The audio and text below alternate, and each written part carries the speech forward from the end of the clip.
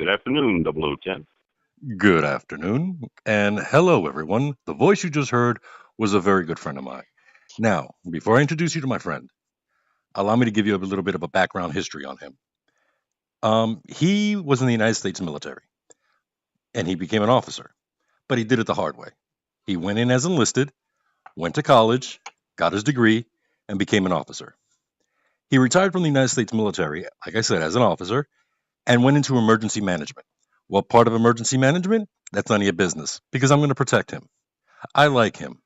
In general, I don't like human beings. I just like humanity. But him, I like him. Despite the fact that he's a Dallas Cowboys fan, I'll overlook that every time because he's a great guy.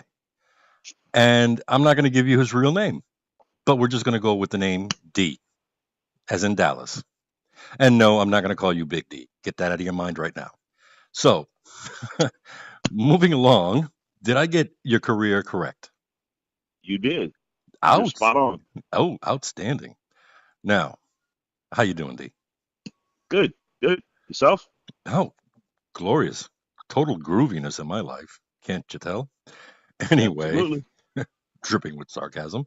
But anyway, now first thing we're going to talk about the hurricane in Puerto Rico and the devastation and the havoc that it wreaked. But you know what? We're going to cover a few things first. We're going to discuss about Puerto Rico itself, the geography, the demographics, the political environment, so on and so forth. Now, the first thing I want to ask is, what is the demographics of Puerto Rico? Poverty, education, uh, poverty versus wealth, so on and so forth. Well, the demographics of Puerto Rico is fairly poor country. They're a commonwealth as far as some of our other commonwealths go. Uh, there's really the haves and have-nots that make up the population. The island itself has a spiny backbone of a big gigantic mountain that runs down through the middle, with a tropical rainforest on the eastern end, and just basically a kind of a subtropical forest the rest of the way across the center of the country, and therefore it's very diverse climatology for Puerto Rico. On the south side of the island, it's very green, lush. On the I'm sorry, on the north side of the island is very green, lush, and on the south side, it almost has some areas almost are like in the center part of the country is almost like Arizona. It's almost a desert type environment, just because of the way the storm systems move up to the Caribbean. Mm, It tends not to get a lot of rain in that south central region of the country. mm. But there's few beaches, not the world's greatest beaches, nowhere near in comparison to, say, Hawaii or Guam or something like that, where you have vast amount, everywhere, every island has beautiful beaches. There are a couple islands off the eastern coast of Puerto Rico, Vallecas being one of them. There used to be a military range for the Navy back in the day, and that is, has some beautiful beaches on it. Hmm. But then when you get to the San Juan, I mean, San Juan is like any other major city around the world. There's a lot of poverty, a lot of people all crammed together in a small amount of space. But Puerto Rico has a crumbling infrastructure, that was been in decline for decades. Now, when you say a crumbling infrastructure, okay, because that is something that I wanted to get into. Now, when you say crumbling infrastructure, as in, like, what is, like, how many major roads do they have as opposed to dirt roads? How many, uh, what are the power plants? What were the condition of the power plants when, when the federal government got there? Well, there's for the road section.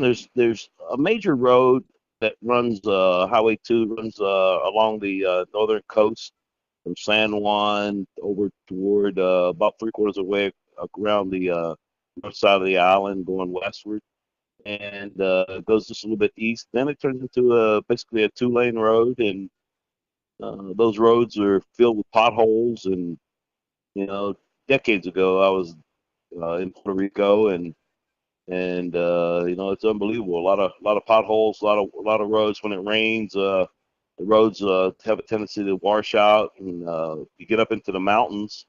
Very limited infrastructure. The roads are prone to being with mudslides, and a lot of other smaller roads that, getting into the very interior part up in the mountainous region, especially kind of the central and western portions of the mountains. It's very isolated, and those people are very poor. A lot of brownouts from time to time. There were two major power plants that were in the country, that one of which was out of commission due to parts and lack of being maintained, and the fact that they were extremely old. Some of those things were 50, 60 years old. When you say it was out of commission, are you saying it was out of commission before the hurricane? Oh, absolutely! Before the last hurricane hit, and the, So and the the one that was still remaining took a lot of damage in the hurricane when it came through, and it went offline. you know what? Let me. Oh, this is really amazing because here we have an island that should have, and now tell me if you disagree. At any point in time, tell me when I'm wrong, if I'm wrong.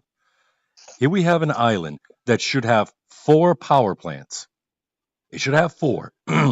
Now, the reason why I say four is let me explain this to the listening audience. And I'm going to bring down the numbers drastically so that way it makes more sense. You have two power plants, and let's say it's a population of, let's say, 20,000 houses. And each power plant is responsible for providing energy to 10,000 houses. But let's say, just to play it safe, each power plant is equipped to carry the load for 15,000 houses. Because that way, hey, it's better to be over ready and underused than vice versa. But now that that one power plant went down, well, now guess what? This power plant the one remaining power plant that's capable of carrying energy or electricity to 15,000 homes now has to carry electricity to 20,000 homes. So now it's being overused, it's being overtaxed. And then when you come along and smack it with a level hurricane like the one that hit Puerto Rico, well, guess what? All havoc, all hell breaks loose. So is it right for me to make that kind of an analysis or that kind of comparison? Oh, absolutely. And two, the fact that the power plant being so old, a lot of the parts that were needed to try to get it back up and operational had to come from other places, from Europe and some other places that you know had some older infrastructure that was still around, or they could remanufacture those parts. A lot of that stuff wasn't manufactured in the United States. How old were these power plants? When were these places built? They were built probably 40 years ago or more. 40 years ago. Good God. That that that's insane. That's insane. And they had never really been upgraded to real true modern standards. So They were very basically, I mean, we're probably begging, borrowing, and stealing from other countries such as the Ukraine, maybe even Russia, countries that are still 40 years behind technologically. right. Some places probably in Europe that had manufactured stuff like that and still had some parts laying around and pieces that they could either gin up and remanufacture, or they could find other places that had been decommissioned and they could get the pieces and parts that they needed. But then they had to be put on ships, and it takes weeks to come from Europe Yeah, because because there's so. some of these parts weren't very small at all. Oh yeah, it's absolutely. That's the thing. They can't be shipped by air. So, what was the response of the politicians of Puerto Rico when all this was coming to light? Well, a big portion of the, probably a third of the debt was just strictly from the power energy company debt for just a lot of years of mismanagement and not managing how they were going to get the infrastructure and no plan to upgrade the infrastructure for the power plants. And what did And so, did the politicians accept any responsibility for anything, any of this? oh, absolutely not. I mean, again, it wasn't on their watch. Everybody points fingers. When that happens, well, it was like that before when I got here. It was been like that for years. And then the analogy that you always hear. Well, it's always been like that. So basically, finger pointing and lying, because instead of them Yep. assuming the responsibility and saying, "Okay, now that I'm in this political office, now I need to do something to get this upgraded." It may not have happened during their watch, but they neglected it during their watch. Well, absolutely. And part of that was a lot of that was due to the fact that they were bankrupt.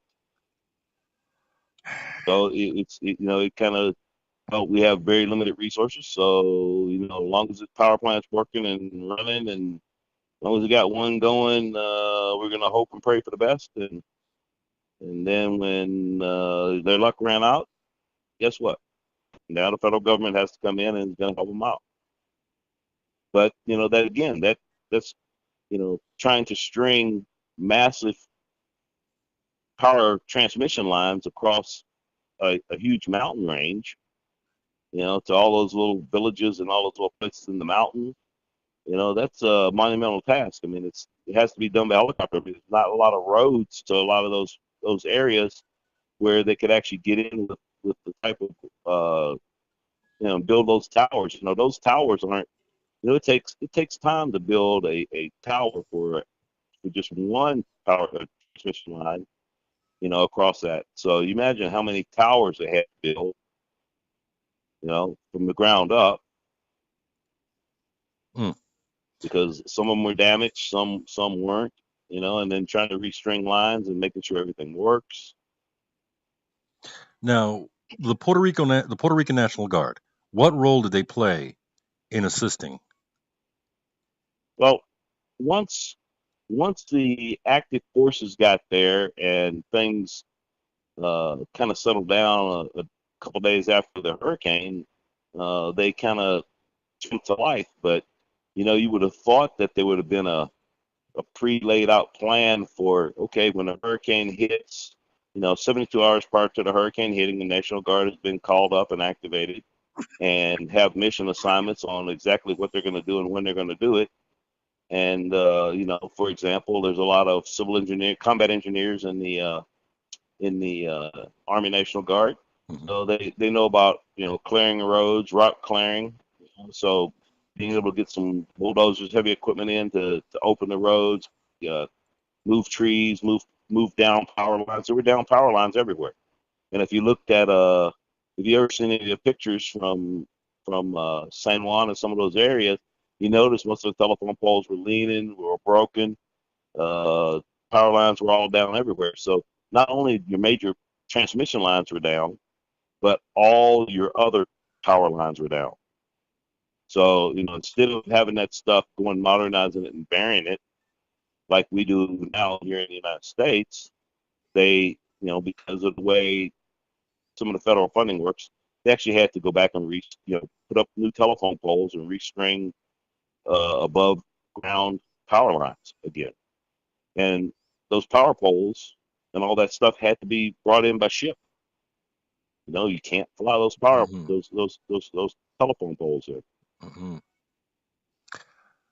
Um, so nobody bothered to actually take the Puerto Rican National Guard, activate whatever elements they needed, such as the combat engineers or any aspect of the Puerto Rican National Guard, and have them on standby. Didn't appear so. Now, I mean, what is the political environment like in Puerto Rico? Like Well, the governor, he's the governor of the island of Puerto Rico. Now, obviously, he's not like let's say the governor of New York or the governor of California, the governor of Florida, where they basically have the power. What the hell is up with the governor of Puerto Rico, and why did he seem so powerless when it came to this?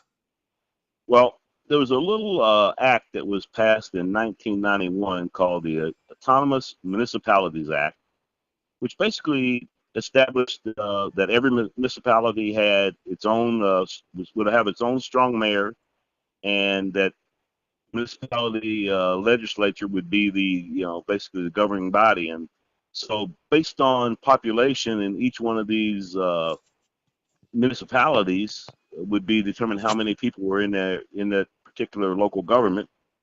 And there's 78. There's 78 of those municipalities that make up Puerto Rico.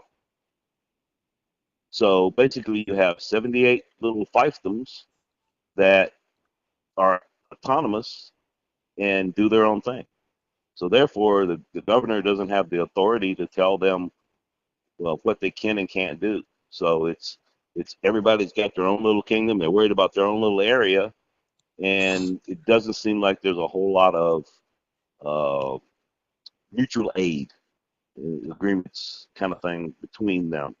Whereas, hey, if I have this resource, and you have another resource, and if something happens, I'll send some folks to help you, and if things happen in my area, you send some folks to help me. What was the reason for creating this act in 1991? Well, it appeared that there was evidently at one point there was they felt that the only the areas around like San Juan were getting taken care of by the government. Again, it's kind of the typical Central South American thing. Right. If the central government is in San Juan, then San Juan seems to be the focus. And it's like that in a lot of places around the world. You'll see that the government, is located in the area. That area is getting taken care of very well, and the rest of the country not so much. Well, guess what? It still ended up that way because as these folks got in power, they just kind of ruled their roost in their own little area, and they still didn't necessarily take care of the local people in those regions. Now, there was reports about supplies just sitting on the docks of San Juan and at the airport as well. Now, Absolutely, there were shipping containers, loads of stuff sitting at the port in San Juan why? that weren't distributed right away due to the fact that hey, nobody told the truck drivers to show up. God. I mean, you would have thought that, hey, I've got all these supplies sitting here, and when the storm passes, we're going to need to pass out water and food, and we're going to, you know, normal places have what we call points of distribution, pods Mm. set up so that okay, in each area there's going to be a point of distribution where people know that hey, if anything happens, when the relief supplies come, I go to this location and I can get food, water, medicine, whatever I need is going to be at that location. So really, it wasn't a lack of them not having a plan. It was a lack of them not actually implementing any parts of a plan. Mm. And part of that was because FEMA went down years ago and helped them write a plan and basically did the work for them. So there was really no buy-in from the local government into the plan because it wasn't their plan. It was really it was FEMA's plan. But So, with all the nepotism going on, you know it was like hey I don't know what to do. I'm not doing it. So I mean we saw the same thing in New Orleans with the local government there. It was like yeah okay man we're not going to do anything. We're going to end up sending people to a shelter of last resort, a Superdome, versus sending people to a shelter saying, hey, if you're not evacuating, here's a shelter. yeah, well, There were a lot of nightmare reports about the Superdome, so that didn't work out well either. Now, when federal troops landed, was there any distribution of the food and water at that point? Well, it was one of the things that they have to do is they have to work with the local government because again, the local government is in charge. The federal government just can't come in and say, "Okay, we're here to save the day. We're Superman, dun, dun, dun, dun, dun, and move out of the way while we take over and do everything we're here to do." So they're actually there to assist the local government in distributing the food, the water, taking care of the people and their needs. And part of it was the fact that there was the infighting between the governor himself wanting to do things, and he really did have his heart in the right place and wanted to do the right thing. But then again, the mayor was like, well, you know what, I'm looking at running for future political office, and you know what, yeah, I'm going to complain about everything. I'm not going to come to meetings, and I'm just going to be a pain in the hand whenever possible. Now, For example, she was in the hangar at the airport complaining that we need food and water, and you look behind her and there's pallets and pallets of water sitting right there yeah, I to be remember that. distributed. I remember that. Now, let me explain to the people. Now, when D says that the federal troops can't just come in and take charge and run the show and get things done, some of you may be asking, well, why not? Well, let me explain it to you. There's this thing in effect in the United States. It's called posse comitatus. And posse comitatus is something that's used in order to prevent a president of the United States from going buck wild and sending in federal troops without the authority, approval, or permission of a governor or a duly elected official of that state or region. So posse comitatus basically tells federal troops you can't come in unless you're invited in with approval under their conditions. So that stops federal troops from doing anything like taking over any kind of a situation within the United States and its territories. And So, and go ahead. and one of the things that people may say, well, what about after 9/11? There was military troops in the airports. Well, yes, there were. But those were National Guard troops Mm-hmm, activated under state activation mm-hmm. by the governor of those states, and they were able to go in as a state mission and to be able to add extra security at the airports. Not active duty couldn't do it, and the reserve forces couldn't do it because reserve forces are considered Title 10, and they are a component of the active forces. They're the reserve component of the active forces. So therefore, reserve troops couldn't be used, active duty troops couldn't be used. It had to be National Guard troops under activated under the governor's authority. And before anybody asks, well, what about the jet planes that were Air National Guard? Sorry to break your heart. They were Air National Guard. So don't think that it was the Air Force or the Navy flying their jets through the skies without approval. They were state activated Air National Guard pilots flying those jets. Now, another thing, I mean, is it safe to us to is it from what you're describing, is it safe to describe the politicians of Puerto Rico as basically the mafia? In some instances, the some of the little small municipality governments were kind of like that, and they wanted FEMA just to drop off supplies, and they said we'll take care of distributing them. And FEMA kind of said, well, you didn't really have a plan to do any of this stuff before. Why would we drop this stuff off here? How are you going to distribute it? You don't have any vehicles that can go through washed out areas or go through high water areas. And so how are you going to distribute this stuff to the people that need it? And when they got no answer, they basically said, well, tell you what, we'll just go ahead and distribute this stuff. Because what would have happened was that stuff would have gotten hoarded, and the people that were in the have arena would have gotten it, and the people that really needed it wouldn't have got it. So yeah, it's safe to basically describe them as the mafia. Yeah. Now the mayor of Puerto Rico, we know that she's under investigation and possibly indictment for her conduct during the hurricane.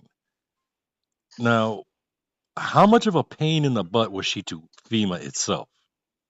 Oh, a huge. She was a constant impediment to the relief efforts, just due to the fact that she wouldn't attend the meetings, so that she could help assist with what needed to be delivered where. I mean, that's one of the biggest things. You can have you could have everything you needed, but if you don't know where to take what particular supplies, who needs water, who needs food, who needs clothing, who needs sheltering.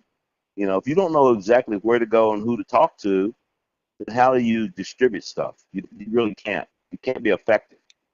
So that was a big hindrance, trying to figure out, who needed what, where to go. You know, there was no points of distribution that were previously identified as to this is absolutely where we want that stuff to go. And I don't think that from kind of their response, I don't think they ever really thought that, well, yeah, we're going to get, whacked by a smaller hurricane, and then a few months later get whacked by a bigger hurricane. And then now what do we do? But you're right in Hurricane Alley. It's like Oklahoma saying, yeah, I don't know what to do about tornadoes. Even though I'm in Tornado Alley here, a small tornado came through, and now the big one comes through, and okay, I just throw my hands up, and I'll play politics and do my thing rather than taking care of the people that I was elected to represent. So she was playing strictly politics. Well, absolutely. And how much of a hindrance was she to the governor of Puerto Rico? A huge hindrance because, again, she controls the one and only port. So she's the So, kingpin of all the gangster mayors in Puerto Rico. absolutely. And that's part of the reason she's under indictment. And did you notice, did you see the news story, what was that, about 2 weeks ago, where they found all the shipping containers sitting at a government uh, in a parking lot of a government facility that was full of supplies, food, water, clothing, and it was somebody was like, "Oh, I wonder what's in those. I wonder what's those big containers." And I'm sure they probably said FEMA on them. I wonder what's in those big shipping containers. Let's open the door. Oh, hey, look, there's a whole bunch of food. And all of a sudden, nobody knows how they got there and who was supposed to be distributing it. So, I mean, that tells you right there. They had no plan. Shipping containers just don't materialize out of thin air. That thing must have been sitting there for months. Oh, since a hurricane. This was stuff that came in right after, right, either that was already there or came in right after the hurricane. So that's been sitting there since the hurricane. Nobody bothered to open it, and nobody bothered to see what's in it to distribute its contents. Correct. And who told them to put them there? It's not like you just take them and put them in somebody's parking lot and the people that own the building go, I wonder what's in those shipping containers.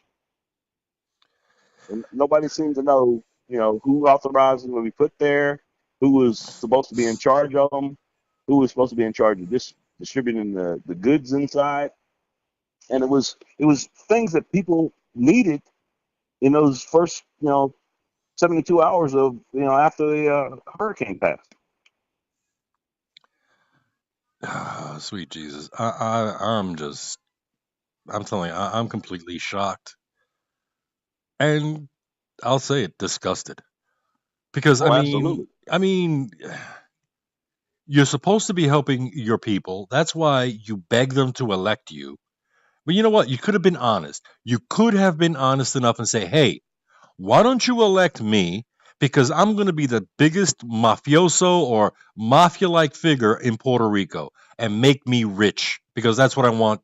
I want to be rich. So elect me. But of course, nobody's gonna elect them because that's too honest. Yeah, they promised the world and deliver nothing. I mean, It's very sad. I mean, it, really think about it. It is truly sad, and that there were people that there were people that died that were it wasn't a direct result of the direct result. When I say the direct result of the hurricane hitting, they didn't die because they were drowned by the flood waters of the hurricane or the trees falling on their house. There were people that were perished during those type of incidents, but then there were people that later on that were sick. Again, you have your elderly population, you have your people that have medical needs that now you don't have uh, fresh water, necessarily fresh water right away to drink, and because those people didn't, a lot of them were poor and couldn't afford to stockpile water and get the goods that they needed to last them long term. And that was the thing. It was, really and truly, it was way more than the 72 hours to say, be prepared to survive 72 hours, and then we'll come bring assistance to you. Some instances it was weeks before they were able to get to some of these areas because they were so isolated. And then once, and not knowing where all those areas necessarily are, because again, the folks that came in are not necessarily familiar with the island and the demographics and where people are located and where those villages are. And oh, by the way, how do I land my helicopter when you live in the middle of a jungle in mountains?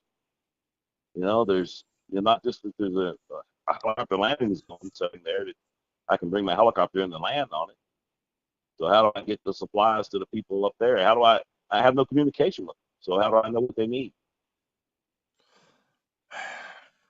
so I mean, what you're basically describing, okay, this whole thing with the little fiefdoms and the little like gangster figureheads that are in charge of each fiefdom. The governor is basically unable to do anything to help these people because these municipalities or the heads of these municipalities are telling him, oh, no, no, no, 1991, remember, we signed it, you can't do it. Something that was meant to help the people was used as an instrument to hurt the people and make the selected ones become rich or very comfortable. Oh, So, absolutely. so now it almost sounds like the former Soviet Union. Oh, that's a great analogy. Because the Soviet Union was very much like that. You had Yep. you had bosses that would go to the Politburo and say, "Oh yeah, everything is great in my part of Russia." Then they'd go back and just basically starve and whip the people and get what they want and line their own pockets, and then go back to the Politburo and say, everything's taken care of. It's good to go. Don't worry about it. I got it. I got it." That's basically what the politicians of the Soviet Union were like. The Politburo. Wow. Yeah, Now, and Russia itself, hey, you know what? That's what the central government was. The Russian people, they didn't suffer so much. But all those other countries, yeah, they tended to suffer a bit more. yeah, yeah, like the Ukraine. Well, Ukraine really wasn't part of the Soviet Union, but it was influenced. It fell under the Soviet influence. But Right. yeah, all right. Now, in your honest opinion, in your honest opinion, do you let's say it wasn't President Trump. If let's say it happened during the Obama administration, the mess that's in Puerto Rico, would it be fair to blame President Obama? Uh, you really can't blame the president. I mean, it's really and truly you have to. It goes down to it's again. We always talk about states' rights and territorial rights. So I mean, really and truly, I mean, FEMA itself and the response that FEMA did, from from the last couple of administrations, the last administration, the current administration, FEMA's response and the way they do business is vastly improved from the way they did business during, say, Katrina. And even Katrina wasn't bad. It was just that things, happened. I mean, you look at Katrina, Mississippi. Mississippi was damaged from the Louisiana line to the Alabama line, and three-quarters of the way up the state. It was still a Category 3 hurricane when it was about two-thirds of the way up the state of Mississippi. So I mean, it was totally devastated. Hmm. But you didn't see the news cameras in Mississippi and people going, "Oh my God, I'm sleeping in the Superdome." No, they opened up their shelters. They implemented their plans. They did the things that they were supposed to do. They activated the National Guard 72 hours prior. They reported to Camp Shelby. They had their orders. Highway 49, major route that runs north-south from through the state. We want you to open up Highway 49 from Camp Shelby, which is about 48 miles, 50 miles north of the coast, all the way down to the coast. The northbound lanes and the southbound lanes cut both sides open. Had their civil engineer, their combat engineers clearing the roads. They cleared the roads. They got to the coast. They reported to their location where they were designated to report to, and they got follow-on assignments to. Okay, we need some of you guys to go here and clean. Start clearing debris. We need other people to go here and start doing these things. You didn't see that in Louisiana. It wasn't until after the hurricane hit, which really and truly, it was the hurricane forced the water up the Pearl River into Lake Pontchartrain, and then when the storm moved further north, the wind shifted out of the northeast, pushed the water over top of the levees, the excess water that was in Lake Pontchartrain over top of the levees, and caused the levees to erode by being overwashed. And when the levee failed, which again, that was local politicians refused to upgrade the levees to where they should have been, and there were people that were under investigation at that time in Louisiana for millions of dollars that were gone missing that were supposed to be spent on upgrading the levee system. And but it was I call that a post hurricane event because it happened after the hurricane made landfall and after it moved inland. That New Orleans, it was a day or so after the initial impact on the Gulf Coast that the levees failed and New Orleans started to flood.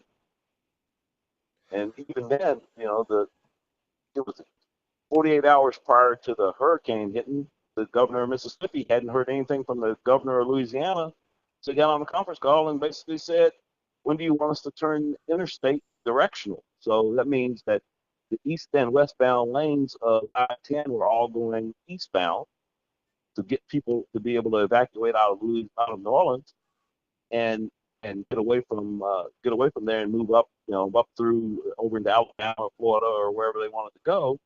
And the governor kind of hemmed and hawed and said, "Well, I'll tell you what, why don't you just do it 12 hours prior and leave it, just leave it for 12 hours until a storm hits." And the governor of Mississippi said, "You know what? That's not going to be long enough. You can't move enough. We can't move enough people in 12 hours."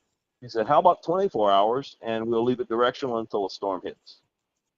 But I mean, that's the kind of things that when you don't have a plan, you don't implement your plan. And it was infighting between the governor of Louisiana and the mayor of New Orleans, and you saw Similar, that same very. similar. I mean, Yeah, yeah, absolutely, Puerto Rico. almost, yeah. I mean, you just pretty much cross out Louisiana right at Puerto Rico, and you kind of see some of the large similarities there. I bet if you go down there right now and you started talking to them, I'm betting right now Louisiana, yeah, probably don't have any plans, really, really big plans in place for what they'll do. They've got some, they've improved some probably, but in the overall, nowhere near as comprehensive as Mississippi or Florida. So, is it? So, one of the major stumbling blocks in order to get Puerto Rico fixed is they have to get rid of that 1991 legislation. True or false? That will probably be a good fix. And then the governor will be able to actually help the people of Puerto Rico. Absolutely. Something like I said before, something that was meant to actually give power to these municipalities in order for them to help their own people. They just basically use it as a piggy bank, a money making system. Yeah, pretty much for themselves, Now, like most of the other places in the Caribbean. now, in order for okay, step one, they got to get rid of this 1991 plan. Now, what are the plans currently in order to repair the power plants or the infrastructure of Puerto Rico? Well, they got the one power plant back up and running. I'm not exactly sure what's going to happen with the second plant, whether they're going to end up completely redoing it, building another power plant, and but just it's still a struggle getting all the not only the main big transmission lines that have gone in, but now think about it, you got to run that spider web of all the smaller transmission lines to the local people to where they got to go. I Uh, mean, you think about an island the size of Puerto Rico, and how many thousands of lines you have to run. I mean, it's just not something that's done overnight. When they said the oil was going to take 8 months, everybody was like, "Oh my God!" That was a man, that was a best guess. Because really nobody's ever done that where they had to run, completely rebuild the whole power grid from the ground up in an area that is inhospitable to being able to do it when you got to run through all over top and around the mountains and and things like that. I mean, honestly, I'm not an engineer, and I'm not by any means an electrical engineer, but I think it'd be easier just to build four power plants in up in the mountains, level the mountain or a mountain, and just spider web the electrical lines in all directions, going from four power plants located central of the island. But like I said, the geography and everything else, that's you know, that, I'm not an engineer. I'm not a civil engineer. I'm not an electrical engineer. I'm not a train engineer.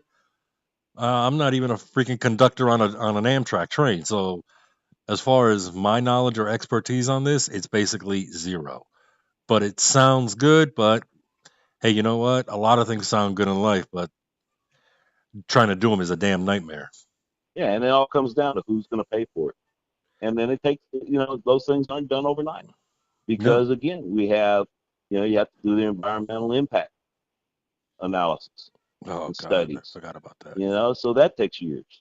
I forgot about And that. then and then again, you got that pristine rainforest. So there's nobody lives really in the rainforest. So that area on the eastern central part of the country, you're not going to be able to run lines through there or around there. So you got to run your major transmission lines around the coastal region, and then spider web it up into the mountains and to the areas that need it.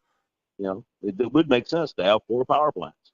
One kind of on the north, one kind of northeastern, one south northwestern, one southwestern, one down on the southeastern end.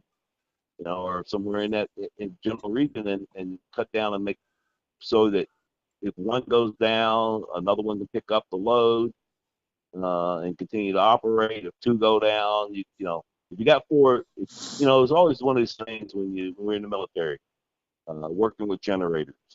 And you say if you got one generator, you got none. Yeah. If you got two generators, you got one. Yep. And because inevitably when you need it, it's gonna fail. Wow. So basically, okay, let's summarize this whole thing, and I'll summarize it, and you cut me off when I'm wrong. Okay. Alrighty. All right. So the infrastructure is dilapidated before the hurricane. It was a total disgrace and total shambles, and basically built just post World War II. The roads around the tourist areas or around the coast, nice roads. They got tons of potholes, but at least they're roads. Everything else is basically a dirt road, which means it's susceptible to mudslides. It's susceptible to being just completely overgrown. It's susceptible to just turning into pure mud, making it impossible for vehicles to get through. The politicians of Puerto Rico are basically a bunch of gangsters. Even though the governor tries his very hardest, the governor really doesn't have any power because the municipalities, which are 78 of them, overrule the governor every damn time because they don't want to lose power or control. The mayor of Puerto Rico, well, she was the kingpin mayor of all of them because she had the airport and the ports, and she could basically destroy a municipality all out by herself by simply saying, yeah, we'll send them food later, we'll send them supplies later, and never send them the stuff. Um, am I wrong so far? No, not so far. You're right on point. Wow. And and one thing we have concluded, no matter who was the president, no matter if it was President Trump, President Obama, it could have been President Carter. Hell, it could have been President Jesus Christ himself sent down by the Holy Father to fix things up. It doesn't matter. It's none of their fault. No, irrelevant of political of the president, the politicians of Puerto Rico are solely to blame for everything that's happened there and their interference in FEMA trying to get the job done. Pretty much right on point. And the other thing that people don't realize is that, okay, so we got a bunch of supplies and things that we're going to preposition. Well, yeah, where they're prepositioned at? They're prepositioned on ships, and those ships are coming from the United States. Well, guess what? That big gigantic hurricane that's 400 or 500 miles across is barreling up through the Caribbean. So where do we send the ships? Because okay, where's that hurricane going to go once it passes Puerto Rico? Is it going to turn and go up the East Coast into the shipping lane from the United States, from Charleston or Jacksonville or some of the major ports down south?